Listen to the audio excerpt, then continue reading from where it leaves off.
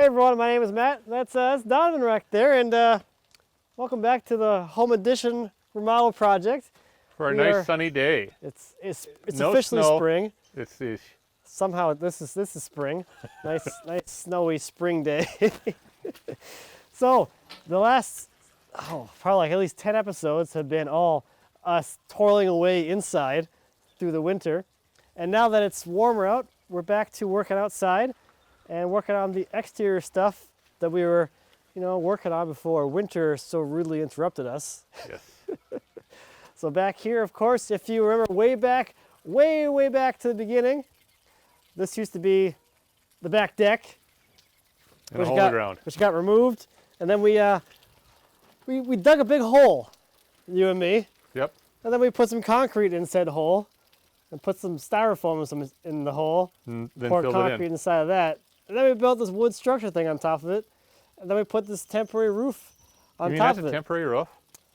It was, I think I said it was temporary a few times, but I don't know. It was too long It ago. seems like a good roof to me. I mean, the tarp roof is very classy, but I'm looking forward to something different. So this week, we are kind of, we're going to be dodging some weather. We're hoping for it to be a little bit nicer out, but we're going to make do and probably be bouncing around as we have gotten quite good at. We're very good at bouncing, or shifting, Shifting. as you like to call it. So this afternoon, it's Monday afternoon, we're gonna get the ceiling essentially installed in here, because what we really want is for the roofers to get in here and install our membrane roof onto this entire thing. And it's kind of like, when are they gonna get here, because it's gonna be raining and wet and all that. So we're still kind of figuring out the actual schedule on that. Yes. So we're gonna get this in place, and then we'll find some other things to do until we get a little more confirmation from them as to when they actually want to come out and do this this roof install. Yep. Because something about not wanting our interior stuff to get damaged if it gets wet, because your crap roof you made, Hey. you're not confident in your in your crap roof. Yep. So last episode we got the post set and the exterior, or whatever you want. I got the exterior, kind of like the beam to support the roof. the lines that establish the exterior of the porch area, I guess. Yep. And we just threw that last ledger up there. We stripped back the siding on here this morning, and now we're going to start setting in our ceiling joist, I think. See how that goes. At 11 feet in the air. Yeah. The tall ceiling. Actually, it's pretty big. Very big. You I want do to figure out layout? layout. Let's grab on one side. What I want to do is check. I think these should be all the same. We're going to pull a tape in the We're seat. going to pull the tape across. Oh, so I get the rickety side, and you get... Get up. Jesus Christ. You never see me run up a ladder so fast. You get no respect for your elders. Uh-huh. Show your dad some respect. Uh-huh. That's going to confuse people.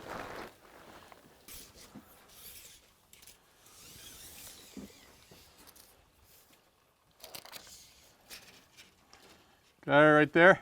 Yep. 175 and a half. 3/8. So an eighth out? That's not bad. So if we cut them at 3/8, Do you mean to leave this in a puddle? yes, it helps the battery. 14 3/4, Okay. 30 3/4, Okay. 46 3/4, 46 3/4. Okay. 62 3/4, 62 3/4. and 78 3/4. 78 3/4.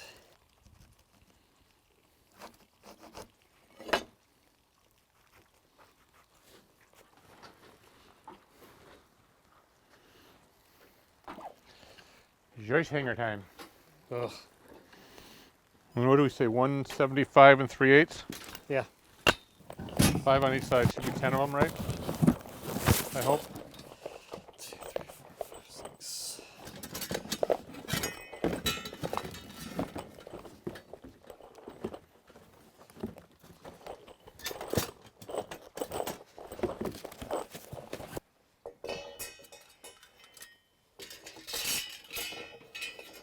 We could probably, can we, will the, whoa, Oh. careful. Oh, Don't, you all right? I got my foot caught and then my knee decided to kick the plank. At the same time? Yeah. Oh, How'd that feel? it got me like right in the side of the kneecap. Yep. Oh gosh.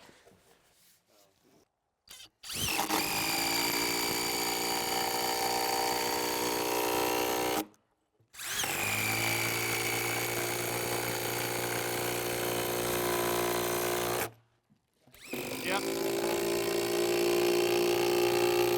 Okay, don't put your face right there, because it might Talking come to back. me or you? Me.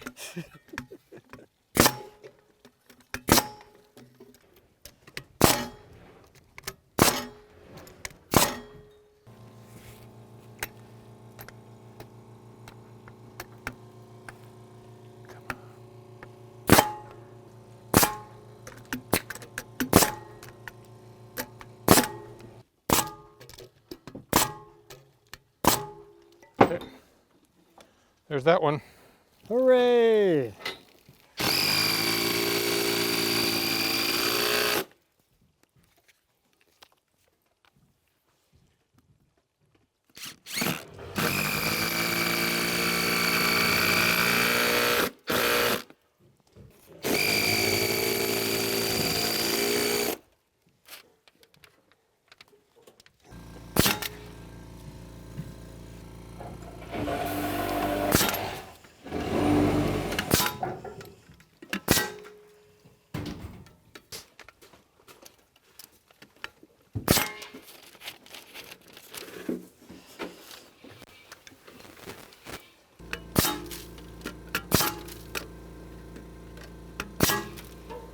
Oh, you just waiting for me? Standing around? Dime waiting on a dollar? Wait a minute. Dollar waiting on a dime. I don't know who's the dollar and who's the dime here. Yep. Okay. Which one? This one first, or Yep. Let's see how this is going to go. I'm not sure if I'm going to be able to. can you even swing it over here to me? I don't know yet. I'll tell you in short whether I'm going to be able to or not. More leverage. Oh, that'll work. You got your thinking hat on today. Oh, but it's all wet and muddy now. Mine's fine. Uh-huh. Funny how that works.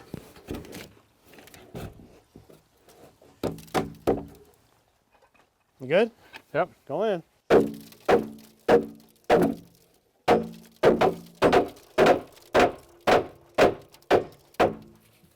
Man, that could have been cut more perfect.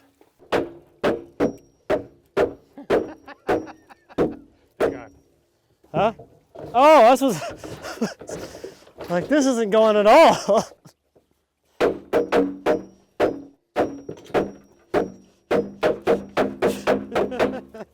Sorry, the scaffold has to stay in place. It's structural now. A little This tight. one's a little long somehow. I bet that's where that. Yeah, it's like at least an eighth. Okay, let's jump back one. We may have to trim, because that's where it was bowing out on the wall. Yeah. Are you too long here still? Yep. Can I go All back right. another one? I can't get to that last one, so let's just put it up here.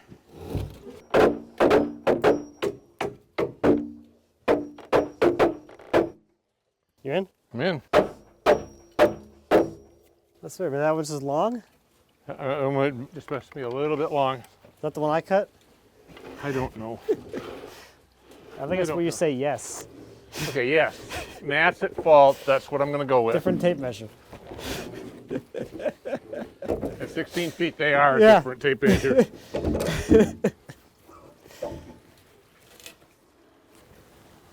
I got it. Oh. Okay. How's that working? Wasn't for quite ready. you? I thought you said you were ready. I said I got it. You good? Yeah.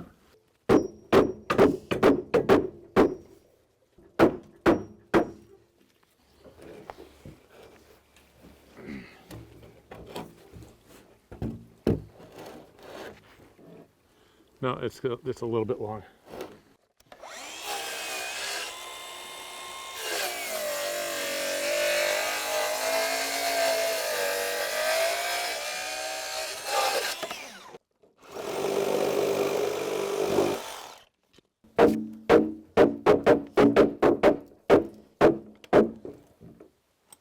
Yay!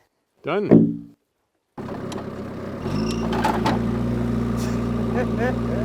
Okay.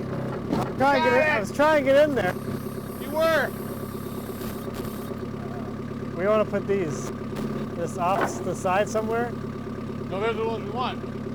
Oh, okay, never mind.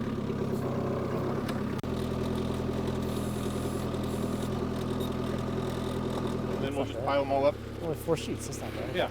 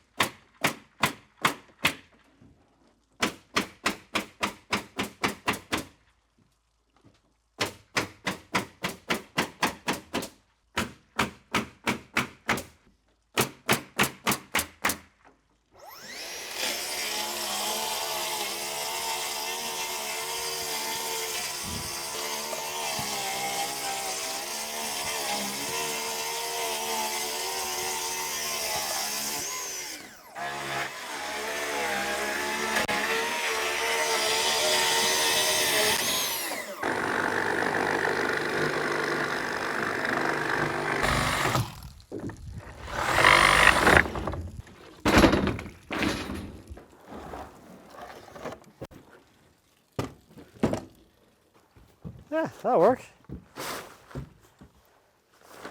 Keep using the same tarp. Pretty damn close. Close enough. I mean, it's like Snow melt today. Nice sounds of tranquility. Huh? Nice sounds of tranquility. Our beautiful water feature. Falling down some nice pebbles. That's a lot of roof. I know it's a lot of roof to deal with. All right, happy Thursday, everyone. This is the third day where we've had some not super cooperative weather. So it was raining on Tuesday. Wednesday was raining and sleeting, and today it was snowing. It warmed up a little now, so now it's just raining. So we haven't really been getting a whole lot of things done the last couple of days. I haven't recorded any of it because it's been a lot of small things here and there, just trying to find things that we can work on. But let me show you some of the bigger things that we got accomplished. And I'll use the term bigger things very, very loosely. So up in here, we spent some time on this front wall. So our final rough openings for the windows are in place. So originally Donavan framed this big opening and he made it oversized so we can fine tune the placement of the windows so it ends up centered in basically in the cabinetry. So we have the fridge and the fridge cabinet panel thing that goes over here, and you want to be able to center these windows between this wall and the fridge side area. So we have three 33-inch rough openings that kind of took up most of the space. We have an 1.25 inch fill over here, and we brought down the top 1.5 inches. So those are the 3 windows here, which would be in front of the sink. And speaking of sink, we look down there on the wall. Our plumbers were here, and they got the sink drain roughed in, as well as getting started on the venting for this drain. And now a slightly bigger thing, the framing for the office and the closets in here is just about done. There's a few little pieces for drywall nailers have to go in, but otherwise all of the big framing is in place. So this hallway area is all done. The ceiling height comes down here for these new vents that Mike, our plumber, installed for our new boiler, which I'll show you in a second. We have this bonus closet space here. That's all framed out and ready for whatever I want to build into that space. And then the main closet is also all framed out and soffited to go around all this ductwork up in here. We got our closet doorway in place, and then this wall here all the way back is complete as well. And just looking at it from the other side, here's what that looks like. So looking pretty darn good. If you come around here into the mechanical room, I can show you what Mike's been working on, and I'll be talking with Mike in a little bit today. So there is the new boiler for the in-floor heat, and we also have a water heater that goes along with it. So he's been busy in here working on making this all nice and pretty. Are you excited to maybe get something done today? Maybe. Something for real. No. I showed everybody all the big things we've done over the last couple of days. Very loosely. Very loosely. So we're gonna try and do this today. So I didn't tell them about this big thing we did. We made this big old router base because we're gonna try and make some windowsills. So this is the windowsill that we're gonna be making here. So we got a little bevel detail, and we'll put a little drip arrestor, I'm gonna call it. I don't know the actual name for that. Remember. The little Water break. the water break. We'll just go with that. Water breaker. Water breaker. So the other thing, we got these nice long 20-foot boards here. Those are going to be our window sill stock. So we're going to make that probably today, hopefully, finally. Somebody brought the right collet. Now that we have the collet for this giant panel. Everybody laser. has. I don't remember what size this is. It's very 12 mil, right? It's a 12 mil. Yeah. I'm trying to remember. It's an odd size. Yeah, we got imperial collets and metric collets here in America. We're very inclusive. Yeah, we should get rid of the imperial. Oh, that's gonna go well. We're gonna go 10,000 RPMs, 3.5-inch bit. Is that what it was? 3.5? That'd be fine. That'd be fine. Fine.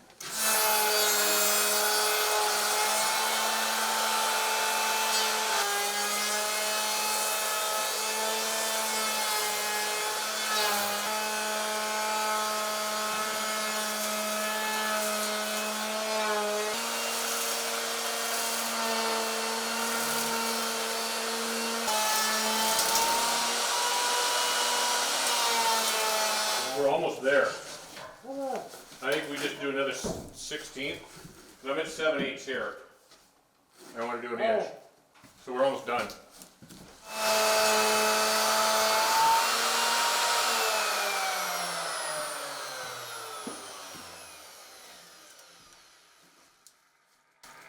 One inch. It's a little more of a bevel than I want. So this will end up being, we're just over an inch. Just over a hair over. And that's fine. And then we'll go to, so we'll probably rip these at about 208. Okay. So that's, you'll see bore will just go on top of that. So that's finished up right there.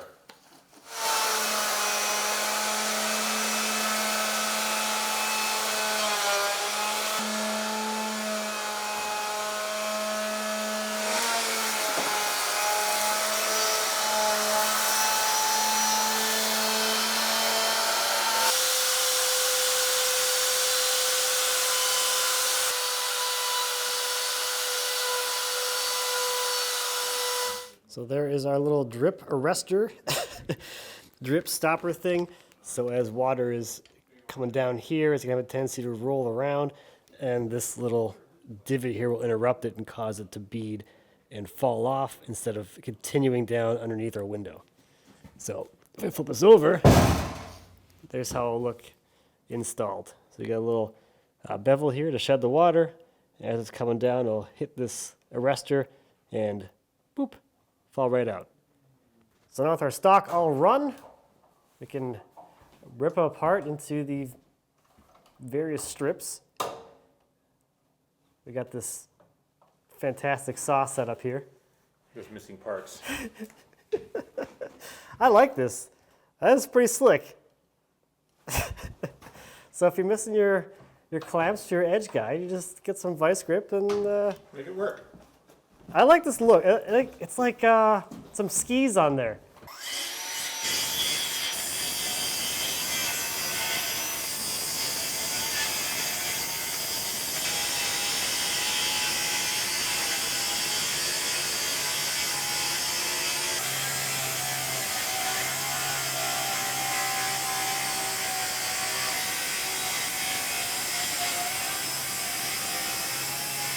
So there they are with a coat of primer. Donovan got some great primer, so it kind of blends in a little better against the house for now until these things actually get painted finally, because I don't really know how long it'll be until we actually get around to painting all of the trim and all of the siding on the house. And also because I don't know how long it's going to be, I'm going to give them a second coat of primer to make sure they're nice and really well sealed so they can hang out outside for a while. And because it's going on my house, I'm gonna give these a quick sanding between this coat to get rid of all these fuzzies and things and make them just a little more smooth and pretty to look at and touch in case someone comes by and starts touching the drip edge of the windows or something. I don't know. People do weird stuff. So Mike, you're back and look at you've been busy. Look at this place. I have. Yeah. Can you walk us through like what was here before and kind of was it not quite big enough or not to par with what we're going to do with the in-floor stuff? And then we also decided to add this thing, Sure. which is different than this box, even though they're the same color. They look very similar. Yeah. Well, what you had before, this is a condensing boiler. This is approximately 150,000 BTU condensing boiler. What you had before was a 100,000 BTU condensing boiler.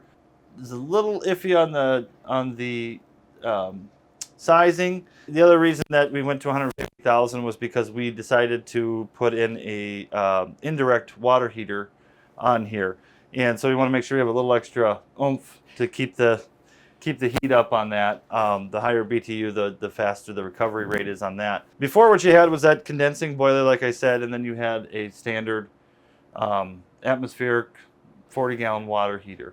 This technology has changed a little bit, made it a little bit better, that this 20-gallon indirect water heater will technically handle what an 80-gallon water heater will handle. Oh, that much, really? Yeah, Okay. what it's marketed as. Being as this is kind of a lot of phases going on. Yeah, and there's a lot of stuff all over the place.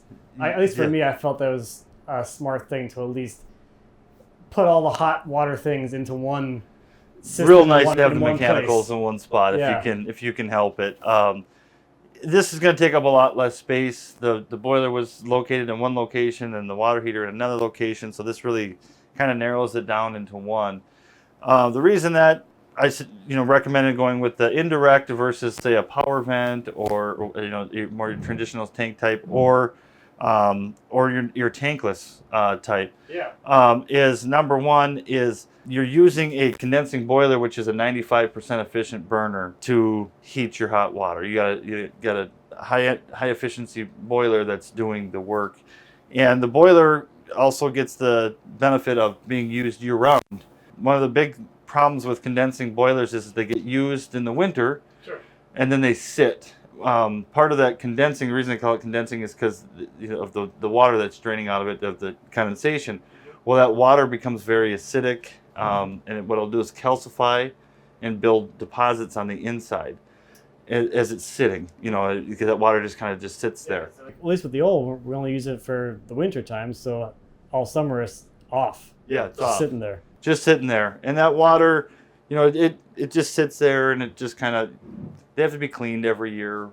What I have found is that boilers, especially high efficient boilers, that get the use of year-round use, I have found when I have to do the cleaning and take them apart, I have found them to be actually a lot cleaner than one that doesn't get year-round use. Oh, sure. This particular brand is what we call a fire tube. This is a vertical exchanger instead of a horizontal exchanger. So the vertical exchangers have a tendency, because they're vertical versus horizontal. The flue gases, the condensate and the flue gases and stuff, all the condensate kind of drips to the bottom and drains out, and it doesn't really sit on anything because it's a vertical.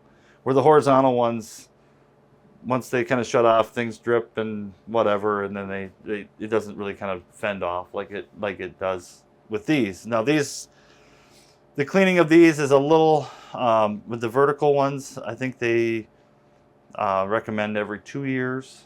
I've seen some go longer. I don't recommend not maintaining your high efficiency boiler, but if you haven't, you probably should have it looked at. I wouldn't go more than 5 years without having something looked at, because something's probably needs to be cleaned out. But these are pretty prone to not need a whole lot of cleaning. There isn't much to these, but these vertical exchangers. The tank inside there, just as the exchanger in here is stainless steel, the tank in there is stainless steel. And it has a stainless steel tank within a tank kind of a system. And like with tanklesses are mostly a copper coil. Tanklesses have to be cleaned quite regularly from calcium deposits and stuff. The way it's described to me, people will have obviously varying opinions about it, but what was described to me is with these ones here, you don't really have to do much of a cleaning with it because of the stainless steel and the expansion and contraction of the tank. The lime deposits they can form, but they typically form and disappear. They don't really stick like they do in the copper coils of the tanklesses, because the tanklesses are very small little ports going through. This is kind of a tank inside of a tank kind of a deal. So that's kind of why I like to use this one. I like to kind of steer you towards the direct or the indirect water heater.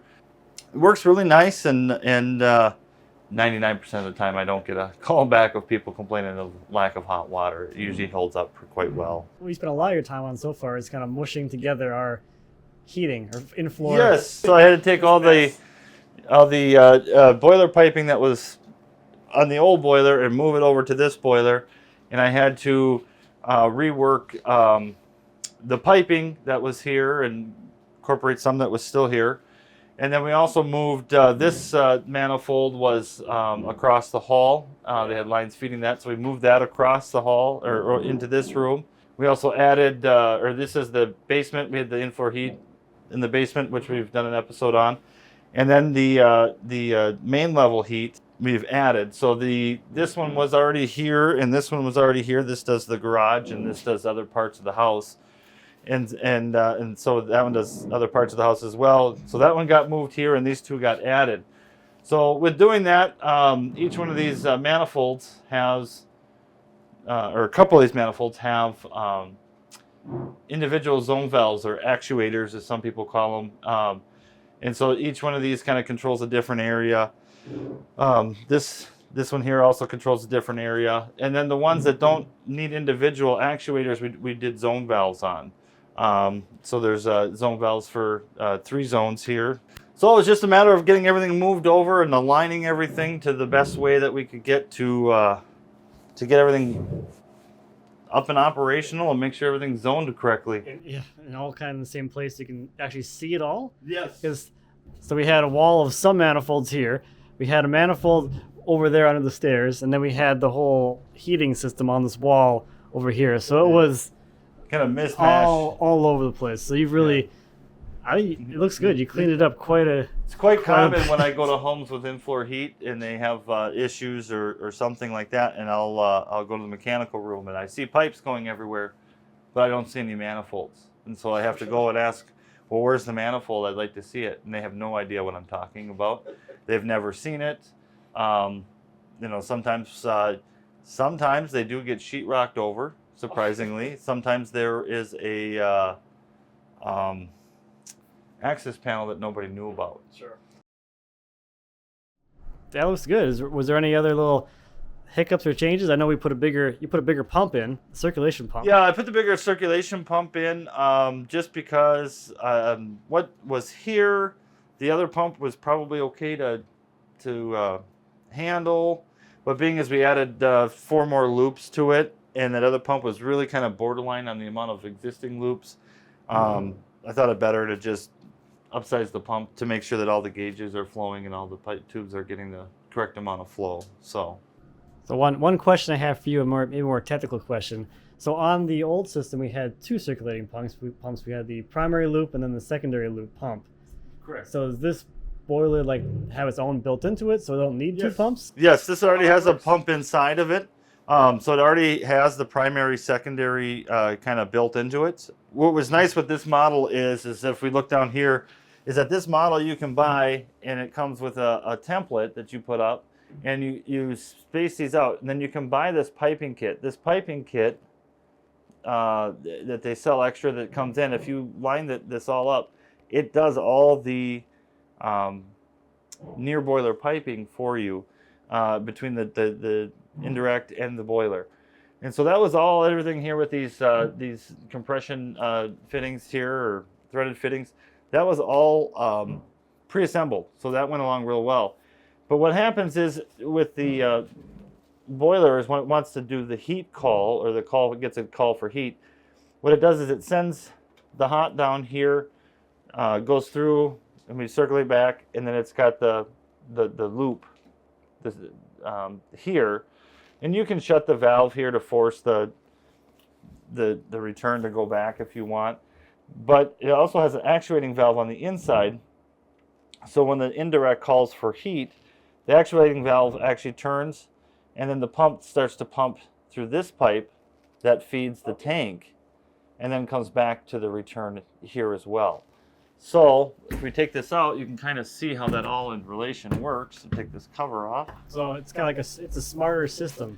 It's a smarter system, and it's it's nice as much as they can put inside the boilers and have pre-assembled for installers. The happier we are. I like when you're happy, Mike. Well, You're more fun when you're happy. I hope so. So this is, unfortunately, I have my tool there to take that out. But right in here is where you can see that actuating valve coming out of the, back there, yeah. right in the back. And then this has a built-in pump that's right there. There it is. Here's another taco. Taco, taco, you take a pick as to which one you want to call it. A lot of people call it, I call it taco, people call it taco. It's probably taco, but you know what? I like tacos. Yeah, some of the stuff's pretty fun. That they don't really give you a pronunciation on some of it's really hard to figure out. But I'm looking forward to seeing everything kind of come together. It looks good. This room has come a long way. So thank you. Thank you. So next on the list is working on filling out the loops here in the ceiling where they had left some without, where the old can lights were.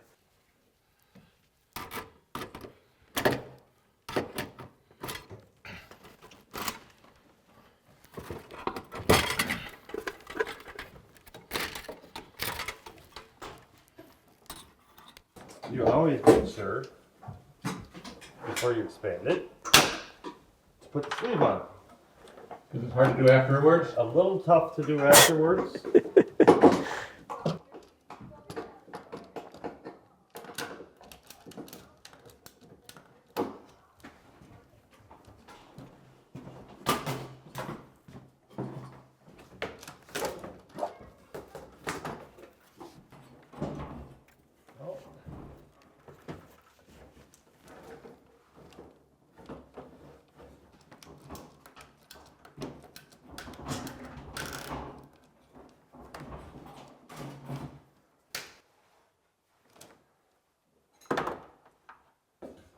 That's it. That's it. That's cool.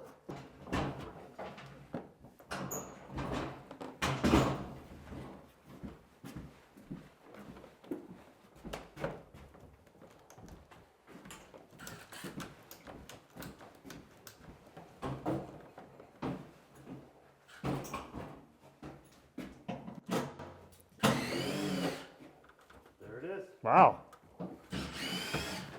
I think it's cool. Yeah. Just, like you can see, just slide it on over. Yeah, it just pulls it right on in. All right. Got it. I got it.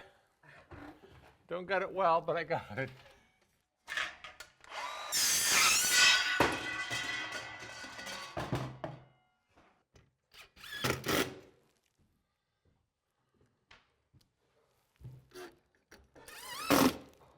Donavan, how far away do you want me from the edge for my drilling? I'm going to do a 2 1/8 inch hole. You want a foot? Yeah, foot back. Foot back? Okay. Make sure you go through the wire. Yep, hit the wire. Well, the wire is the main thing I'm aiming for.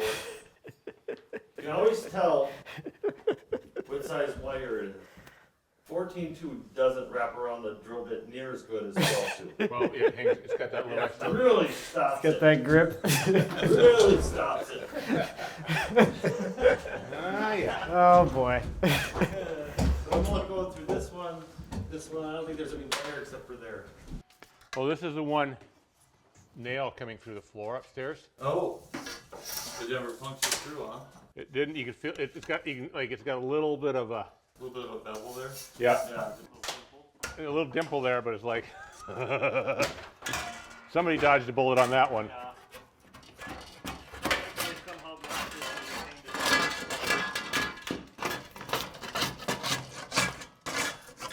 Good thing we cleaned up. It's not an approved scraper. It's not blue. Well, see, this is the mini scraper. The baby one.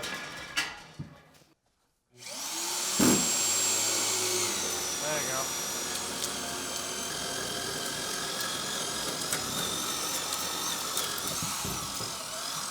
You got a bunch of. You saw the wires on the other side, right?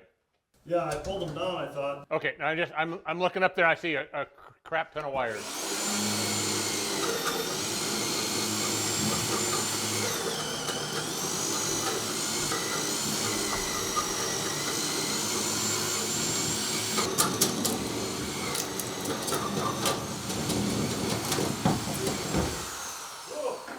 Yeah, you were close. I knew I was close, but... Oh. Well, we got this one to deal with too, don't we? So, Yeah, we got a few things. all right. So we're going to need more of that stuff because I didn't even see these on this side. So a little more, unfortunately, disjointed once again, but